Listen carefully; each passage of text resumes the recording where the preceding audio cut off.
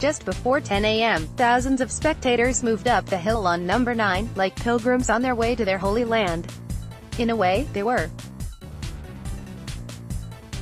Tiger was on the 9th green, putting. At 10:31, 5 golfers bent over their work on the practice green. Jason Day and Henrik Stenson, both major champions, were among them. 36 people watched. At 10:32, Tiger exited the locker room and joined them. By 10:37, the crowd had swelled to more than 400, 5 or 6 people deep behind the green retaining rope. Arms raised, phones turned sideways, they clicked away. They weren't taking pictures of Tommy Fleetwood. It was Tuesday, and Tuesday at the US Open is Tiger Day.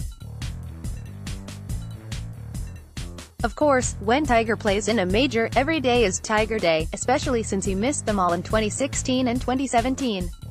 Everyone realizes it's different when he turns up, Day said. He definitely moves the needle when it comes to ticket sellers, more fans, more media, more players on the putting green. Tiger parked his $20 million luxury yacht in Sag Harbor last week like some classic Bond villain rolling into town. He's staying there partly to beat the crippling Long Island traffic around Shinnecock Hills Golf Club, which reached record congestion Tuesday morning 21 halves of an hour at 5:30 a.m. To go 40 miles eastbound. Tiger practices with the Roosters, and early birds were flocking to see his first scheduled appearance at a U.S. Open since 2015. He also brought the yacht because he's still Tiger Woods, the biggest baller in the business. By contrast, Day and Bubba Watson, who have combined for 3 major wins and have earned more than $40 million apiece as professionals, are living out of customized buses this week. They're not exactly Cousin Eddie's RV, but neither are they a 155-foot dinghy, as Woods jokingly called his floating palace, unsettlingly named Privacy. Woods emitted an energy that completely enveloped the Hamptons as soon as he dropped anchor.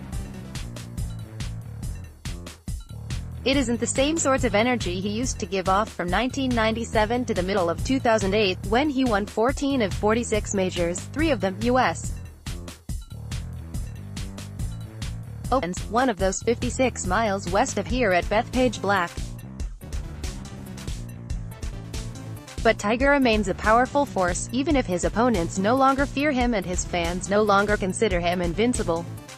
Not after 4 back surgeries, which, he said, make him grateful for the chance to play this US Open after he missed the last 2. This time last year he'd just gotten off the couch. I was just given the okay to start walking again, start moving around, and this was, what, June, said Woods, who couldn't even play with his children. It was about just having my standard of life. Forget golf. Can I actually participate in my kids' lives again? He can do more than that. Since the beginning of the year, he vaulted up 588 spots in the world rankings, made 8 of 9 cuts, and finished in the top 25 6 times, with a tie for second at the Valspar Championship on March 11 and a tie for 5th the next week at the Arnold Palmer Invitational. He then tied for 32nd at the Masters. To go from there to where I am at now, I had no expectation of getting this far, Woods said. A lot of this is pure bonus because of where I was. It's just a great feeling, and one that I don't take for granted, not after scandal, and divorce, and his DUI on tape from May 29, 2017. Not after 3 reported stints in rehab for chronic addictive tendencies changed his life. It's gotten better, so, yes, things have changed. His aura has dissipated. Still, he moves the needle. Golf fans generally see him as a fading legend battling injuries and demons, pursuing the final 4 majors that would equal Jack Nicklaus' L8.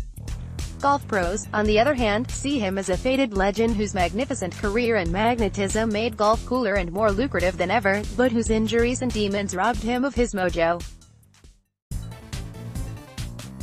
For most of the field at the 2018 US Open, Woods, now 42 and a decade removed from his last win at a major, is just Mr. 80. The guy ranked between Adrian Otaegui at 79 and Julian Surrey at 81. That's why not every golfer recognizes the power of Tiger's presence. During the tournament, you can tell when he holds the putt compared to someone else, said Mark Leishman, who won twice last year and is ranked 14th. But on practice days, there's no difference at all. If I'm not playing with him, then I don't feel a difference, whether he's there or not, said Jordan Spieth, who holds 3 major titles at the age of 24, including the 2015 U.S. Open Championship. Can you blame them? Woods has only played in half of Leishman's 6 U.S. Opens.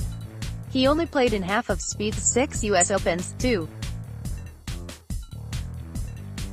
Woods' best result in those 3 came in Spieth's debut, when Spieth was an amateur in 2012. Woods tied for 21st with 5 other golfers.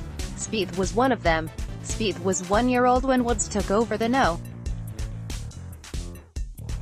1 spot on June 15, 1995, and though Tiger owned the top spot for 623 of the next 698 weeks, Spieth was only 17 when Tiger relinquished it on October 30, 2010. Tiger reascended for 60 weeks in 2013 and 2014, but Spieth was still deciding between baseball and golf.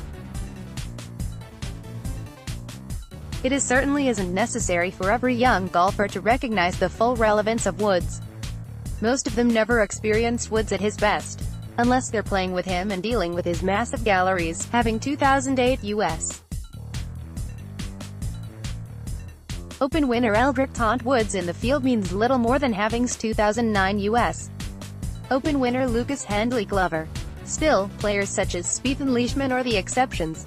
Francesco Molinari is truer to the rule.